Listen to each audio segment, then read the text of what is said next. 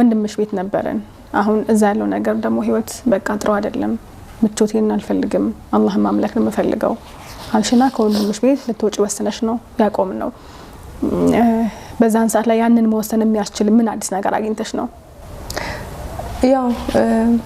ምንም እንትን ብዬ አይደለም ቢያንስ ብትቸገሪ ቢያንስ ደስተኛ ትሆኛለሽ በስነ ስርዓት ትሰግጃለሽ ምናምን እና ያ ነገር እንደወስን አድርጎኛል እስከመች ተመችቶኝ እኖራለሁ ቢያንስ በስነ ስርዓት ካልጾምሽ በስነ ስርዓት ሰላትሽን ካልሰገድሽ መኖር ነው በቃ ደስ አልሰጠኝም ሰው ምቾቱን አይደል የሚያየው እኔ ደግሞ ያ ምቾት ከምንም በላይ ደስ አልሰጠኝም ከዛ ቢያንስ አላህ ሆይ አንተን ይዤ ወጥቻለሁና እንደምታሳካልኝ አውቃለሁ ነው ያልኩትኝና በቃ ወጣሁኝ ከቤት ህይወት ቀጠለ ማለት ነው ተመረቀሽ ነበር ተመርቄ ነበር ከዛ ስራ እየሰራሁኝ ትንሽ የቤት ተከራየሁኝ ከዛ በቃ ደስ የሚል ህይወት መኖር ጀመርኩኝ እንደፈለኩ ቁርአን ከፍታለሁ ሰግዳለሁ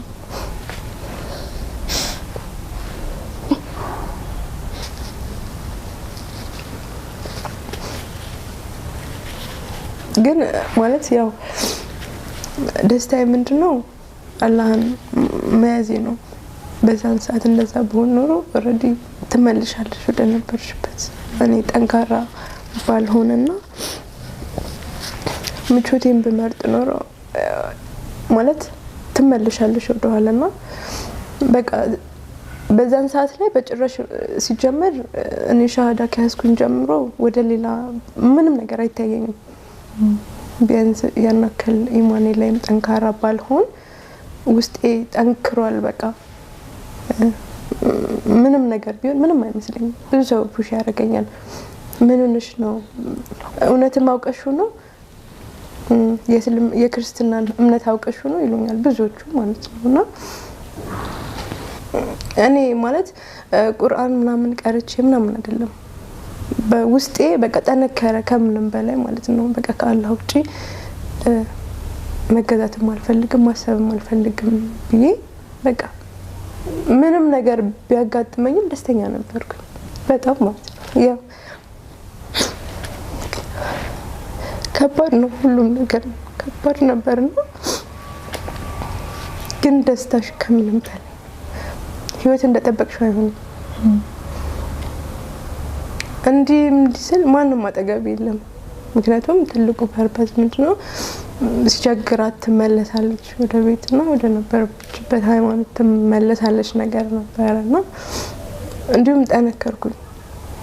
ማለት በቃ ስራ መስራት አለብኝ ብዬ ስራዬ ላይ ፎከስ አደረኩኝና ማለት በቃ ጠንካራ ሴት ሆንኩኝ ከዛ በኋላ ማንንም ሰው አጠገብ አልነበረም ይቅርታ